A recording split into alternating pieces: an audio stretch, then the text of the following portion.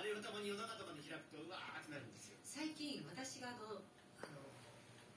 ても参考にしている番組があって、はい、これ BS なんですけどね、はい、団中っていう団中という雑誌がもう食べ物のもう本当聖地のようなそういう雑誌なんですけど、団中の編集長が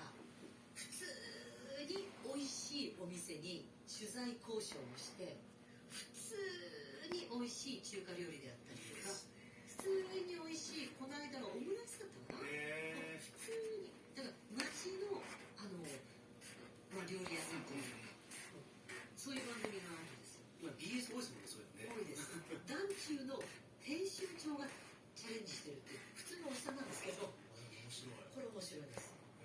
参考になりますね。団中で控えて、はい、以上です。はい、ここで弁護士田中秀夫の事務所から過払い金のお知らせです。都城市にお住まいの